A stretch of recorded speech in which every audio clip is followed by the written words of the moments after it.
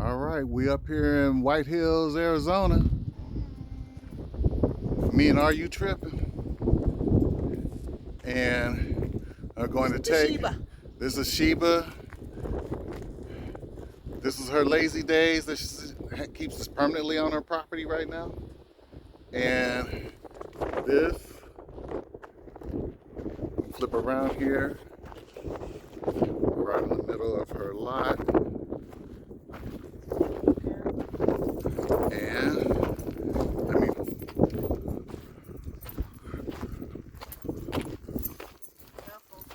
Oh yeah. Okay, see, here's my my lot goes all the way back to this post right here. This marker. Okay, let's check the marker. Okay.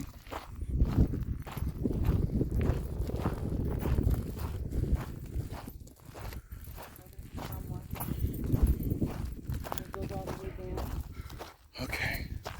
So then, where's your next marker at? Okay, so this one separates me from The neighbors over here. the neighbor back there. Okay. And the wash is right behind you. Okay, so we have a downgrade. Okay. Probably a rattlesnake up here. Okay.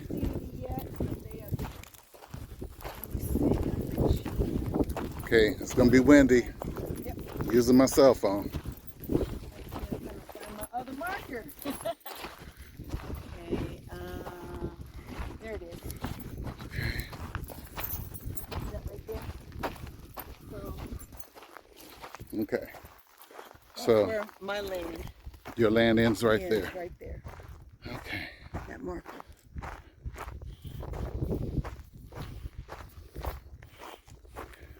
So this is down in the wash. So we know that we can't really, yeah, we know that we can't really do anything here.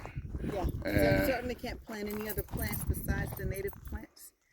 So okay. when the wash comes through, that only native plants of this terrain are here. So the only thing we can do here is, hell, leave it alone.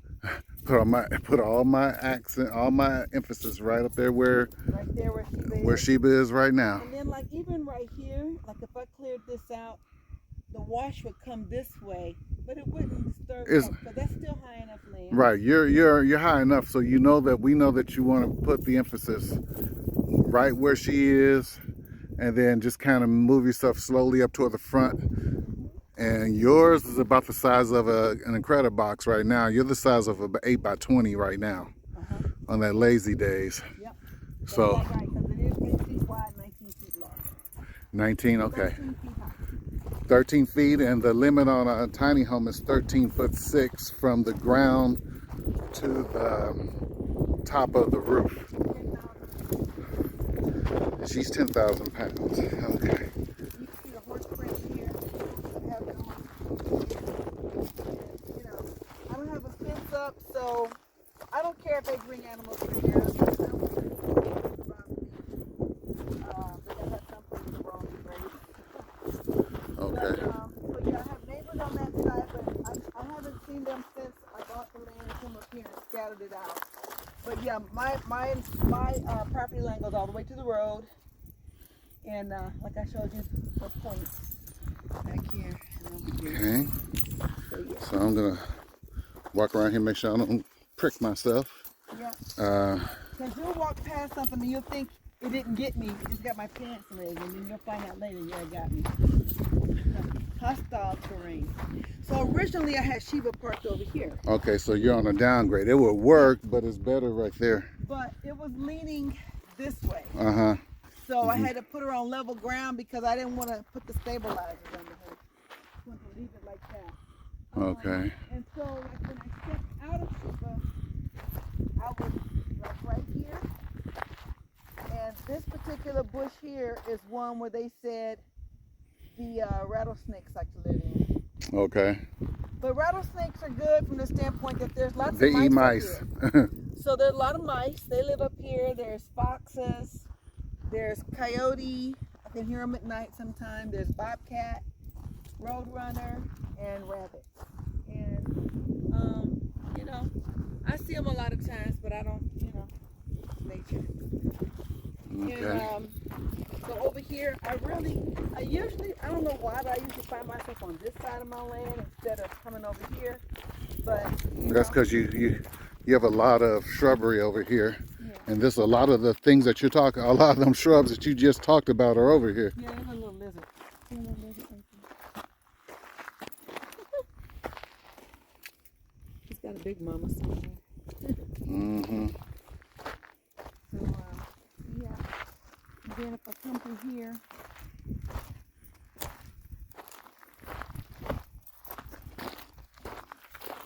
all this. Okay, and this is part of the wash. Well, it's actually going down too, so this is on downgrade. Going down grade and goes down. Okay, so if you do something over in here, that means that we would have to build a deck Gotta up. have a deck so the water could go under. Yeah, we'd have to build a deck up. And then if we put something on tires, we're gonna have to put a jack on it. So, which is doable. I would say you could actually pull up a box or something like that, or and then we could you could jack the south side up. But at night, it's amazing because you can see every freaking star. I believe that. And I mean, the mountain view from here is like everything. Everything. No T-Mobile towers up here though. No, ain't no towers. They offered to put one on my land if I would let them and they would pay me, but you know, a lot of folks don't know that you can negotiate with phone companies like that, but I didn't know about the radiation and anything that could be harmful. Well, yeah, you're dealing with 5G right now. You know, and so and there's I not didn't enough wanna known have about that it. on an acre. Now, my friend who has like 39 acres, she can spare to put something on her land like that because she's got plenty of acreage. But I just need that 1 acre. I think, you know, this is a lot of land for me. Yeah, I know. Previously, before I saw the land, I thought you could get at least 8 lots on here on 60-foot increments. Yeah. But because it's such rugged terrain, you know, that Makes a good design challenge. it makes a good design point. Now, I'm looking at Yeah, that my- container my over post there. ends right there.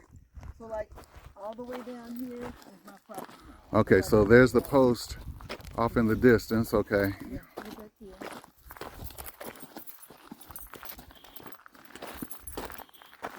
So to this side of that post right there is all mine. Okay. And then, yeah, the way the land goes, there's a post, I think, right there. Yeah, I see So, it. yeah, so it's kind of like, it is a square lot. That's a good thing. So this tree here is on my neighbor's property. Okay, this is the neighbor's property That here. tree there is on my property. Okay, so it's you're kind of angled a hair. Okay, so I'm gonna walk down to the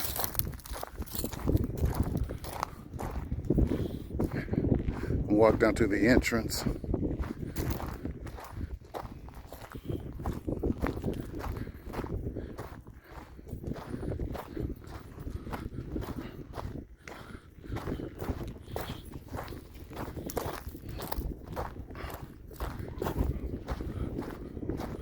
Oh, that wind picked up. Okay. I mean, you know, when I open the windows in my RV, Mm-hmm. I get a nice little breeze. And I have neighbors, all of them have RVs, but everybody's kind of slowly building up. And it costs some money to pull your electrical lines down from the pole. So they're requiring underground. Yeah, requiring underground. Okay. But the good thing about that is somebody already paid for that. So the people over there, I can negotiate with them. How much did you pay? Can I give you some money and tie into your pole? Is what one of the other neighbors told me. People up here are really very neighborly. Miss Susan, she lives over there. She's got the gazebo and she's got an RV and she's got like a canopy for her RV. She's got a dog. But what I want to do is clear out half of my land. It costs to clear the shrubs and for them to dig a hole and bury the shrub. It runs around $1,500 to do the entire acre. That's pretty good. And what she told me was she wished that she had only done like half of her acre because I really want to keep it as much all natural as I can. So I'll probably have them clear out just the back half and just do half and then keep the shrub in the front near the wash and everything because, you know, it's a wash. So, and then it's got water coming through. I don't want the water to erode the land, so I need to have a lot of foliage to hold You it. may end up having to get a small bridge. I thought right about that. There. Right there. Yeah. You're gonna need a small bridge. Probably. I mean, you could probably get away with it for the moment, but I would consider putting a bridge there. Yeah. I thought about that. Yeah. And So there's your marker right there. Man, this is Joshua Tree heaven. Yeah, it is. So Joshua trees are protected, but they say if they're on your property. But I don't mess around with them. I ain't clear they're kind of sacred trees, so I just kind of leave them alone. Okay, so I think they're beautiful. here we go. Okay, this is the beginning, and focusing over there, and let's walk down here. That's what we just were. An acre's quite a bit, actually. A lot of people don't consider. A green dark water tank. So folks are getting water tanks anywhere from 200 to 2,500 gallons, and they're digging them so that they're halfway into the ground. They say the water stays colder that way. So the neighbors, everybody up here, my open carry neighbors, they're all pretty, you know, they're pretty cool people. They look out for each other. They ask me, how often do you come back up here? Are you going to be up here most of the time? And I said, no, I live in LA. So, you know, they said, well, we have other neighbors. They come up once a month from Arizona, from Phoenix. And so, you know, everybody kind of looks out for everybody in a sense. I haven't had any problems with anything. I've left sheep up here, and nobody's bothered her at all. I'm very grateful. So, and like, who's gonna find her up in this remote ass place anyway? well, yeah, true. So here's my line. So here. okay, so they got a. This is called a swale. So this controls the water to make sure it doesn't go out in the street. It keeps your water on your property line. Okay. So you got a swale there. I can see that, and it kind of dies off when it gets to your entrance. So it's not bad, huh? Opinion on a scale of 1 to 10. What do you say, architect? well, let me see how many credit boxes can I put on here? Man, you know what? Or let me rephrase that. I'll call them Matoga boxes. I'll put one right here. You know, like right up here in front. Do you have a setback? Nothing I know of. You could probably put a couple up here, and then do the same thing that we were talking about off over in that corner over there, where you got that slope. You could do some downgrades right there. Now you could consider too, on some of these, cutting them flat and then making stair-step retaining walls too. So. See, I was thinking originally that I would put them cascading down towards the wash. So like at the very top, put one, a few feet up, put another one lower, and then a few feet up and another one lower. But like you said, having that deck so that the wash could go, the water could go under. I've not been here when the waters come through, but my neighbor did take some pictures of it when the snow hits. Yeah, it could flood. Beautiful. Yeah. So yeah, this could flood. You could probably get running water in that area right there. So Okay. yeah, bridge might not be a bad idea. And a lot of people, some folks have wells, but a lot of people get the water tanks because there's someone that Well, comes and fills the water tanks. and then if you have natural rainwater, you can I had a rain barrel. get you Right? some rain barrels. Yeah, I need rain barrels. So, you know, like I said. And this isn't a bad idea up here. You have to consider conserving your water up here anyway if you're pretty much off grid. Absolutely. So, which is why I want to do the video on using a geyser system instead of a Sure. 5-gallon shower. Yeah, because I don't want to be filling my water tank up on Sheba. And like I said, right now I don't have an electrical supply, but I'm going to ask my neighbors if I can tie in. And if I can, there's a guy that will run my wires underground. And it'll work. Okay.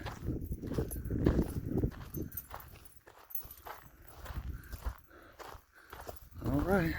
Let me stop this one. And like I said, I have lights in here, motion lights.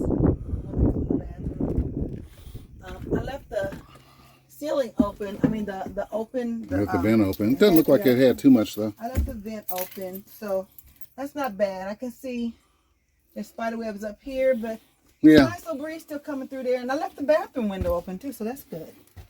That's good. Yeah. Yeah. But I definitely got to take this out. And here's my backup shower. That's our homemade geyser system. Homemade geyser system. So Okay, so honestly, this is a true I bath. really like the homemade geyser system because again, I can sparingly use the water. And got some water in here. This is good water. But I'm gonna have to take this toilet out. Oh lordy. And clean it. What? I've got charge? Oh no, it's 0. There's the 0. Okay. So what I do when I come in is, as soon as I open the windows, a little breeze starts to come through, and you know you can kind of feel it right away. And so far I don't see any mouse drippings. Yay! That's too soon. But there's no food for them to get into, so it's like pointless for them to come in here. And yeah, I don't see any mouse drippings. That's good. And then in the evening, if I'm in here, friend of mine hooked up my see the antenna breeze coming through? See the breeze coming through? Oh yeah. Yeah, and then if I open these up, I get more ventilation. Yeah, I see you got your max there right here. Yeah. And then I can open this one. And it looks like I left my kitchen window open the last time too. It's my propane stove right here. My fridge, but I don't really use it. I got lots of water in there, but I don't really use it. It's not hot in there, so the water's probably good. And this is where I found the mouse drippings the last time. But this time, nothing. That's good. I put a lot of mothballs. It looks like all the mothballs melted because they were in here the last time. So yeah, my little friends didn't come back, looks like. And if they did, they didn't come back in a big way. So that's Make sure they didn't get in the engine. But that's okay. success, yeah. Okay. Okay, yeah, here we go. There's a couple little drops. Okay, So maybe they got thirsty. So yeah. As long as they're not stuck in the hole. Yeah. So yeah, I can see a little bit here. Because all of this I cleaned off the last time with the chloro. And so they do come through. They get in. But again, see, I've got canned goods and stuff, so they can't get up in here. And see, I've got Irish Spring soap. They don't like the smell of peppermint, so they don't hang around too much. And you got a lot of storage in here. Yeah, lots of storage. Lots of storage. That's the pillows for extras. And then, like right here, like they haven't chewed this open, so that's a good sign. Look at that. Okay. like what they're gonna get if they chew it open anyway. But so a lot of things like this I just bagged up. But even if they bite in here, like this is a box. If they chew through this plastic, they can get that. But it's just tea. It's just like flour. So they want to eat some flowers. Everything else is pretty much, you know. But I've got my food supply up here, my food stock. I've got more like honey and molasses, onion powder. But up here, yeah, my neighbors were very, very gracious in telling me, don't leave any food out. And I don't. There's nothing that they can get. So like right here, I have this bucket. And in this bucket is food that I didn't want to take out. Like I didn't want them to chew through my sea salt or my peanut butter and stuff like that. So they can't smell it, so they can't go out there. They can't smell it, and they can't get in here to get it. So it's like a moot point. They don't know that it's food in there. Okay. So you gotta keep stuff. When you're living remote like this, you gotta keep shit put up real good, because if you don't, they will take advantage of you, because that's what nature does. Tries to reclaim what you took from them. They don't want to share. And neither do we. Neither do we. So, I'm going to try to crank Sheba up. Okay. Let me go on and start that.